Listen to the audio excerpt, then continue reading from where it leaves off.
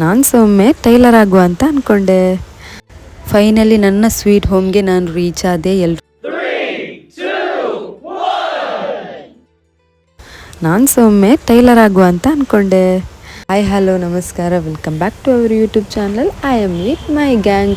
ಮಾತೆಲ್ಲ ಎಂಚೊಲ್ಲರು ಆರಾಮಲ್ಲರತೆ ಎಂಕುಲ್ ಮಾತೆಲ್ಲ ಆರಾಮದು ಹ್ಯಾಪಿ ಅದುಲ್ಲ ನಿಕ್ಕುಲ್ಲ ಮಾತೆಲ್ಲ ಆರಾಮದು ಹ್ಯಾಪಿ ಅದುಲ್ಲರಂದು ಯಾನೆನ್ನುವೆ. ನನ್ನ ಅಕ್ಕ ನನಗೆ ಸ್ವಲ್ಪ ಟೈಲರಿಂಗ್ ಎಲ್ಲ ಹೇಳಿಕೊಟ್ಟಿದ್ಲು. ಅಂದರೆ ಜಸ್ಟ್ ಸ್ಟಿಚ್ ಹೇಗೆಲ್ಲ ಮಾಡೋದಂತ ಹೇಳಿಕೊಟ್ಟಿದ್ಲು.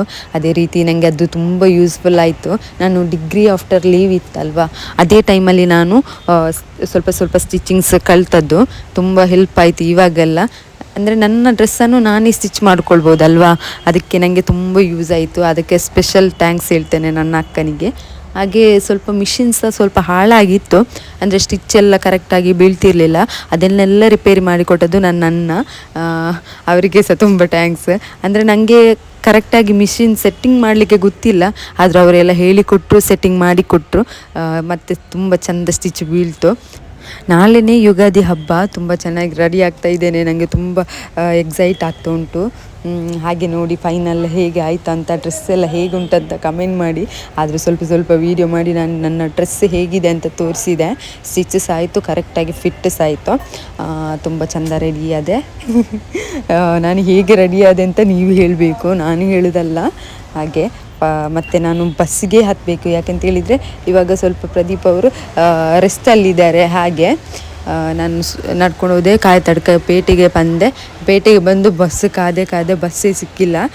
ನಂತರ ನನ್ನ ಅಣ್ಣ ಬಂದು ನನ್ನನ್ನು ಪಿಕಪ್ ಮಾಡ್ಕೊಂಡು ಹೋದರು.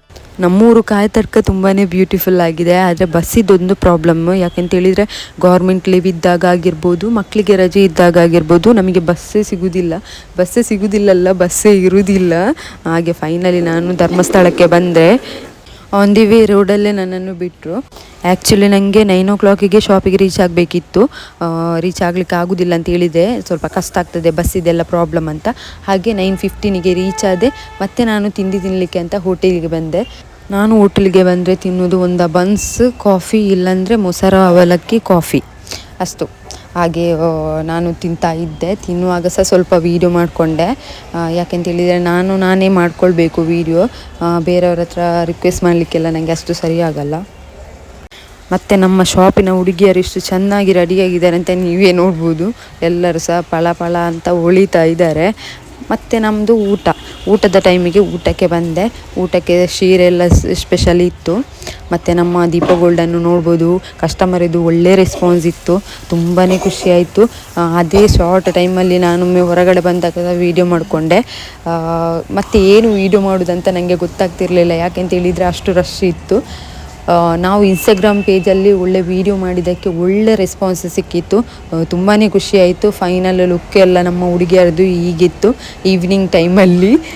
ಮತ್ತು ನಾನು ಬಸ್ ಹತ್ತಿ ನನ್ನ ಅಣ್ಣನೇ ಪಿಕಪ್ ಮಾಡಿದ್ದು. ಸಂಜೆ ಹೋಗುವಾಗಂತೂ ತುಂಬ ಲೇಟಾಗಿತ್ತು. ಲೇಟ್ ನೈಟ್ ಒಂದು 10:30 ಆಗಿತ್ತು. ಪಾಪ ನಮ್ಮ ಮನೆಯವರೆಲ್ಲ ಕಾಯ್ತಾ ಇದ್ದರು, ಎಷ್ಟೊತ್ತಿಗೆ ಬರ್ತಾರೆ ಅಂತ. ಅಂದರೆ ಲೇಟ್ ನೈಟ್ ಅಲ್ವಾ, ತುಂಬ ಭಯ ಸಹ ಇರುತ್ತೆ ಅವರಿಗೆ.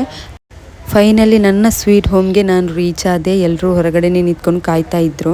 ಯಾರೆಲ್ಲ ನನ್ನ ಲಾಗ್ ನೋಡಿ ಸಪೋರ್ಟ್ ಮಾಡ್ತಿದ್ದೀರಾ ಎಲ್ಲರಿಗೂ thank you so much. And see you in next vlog. Thank you.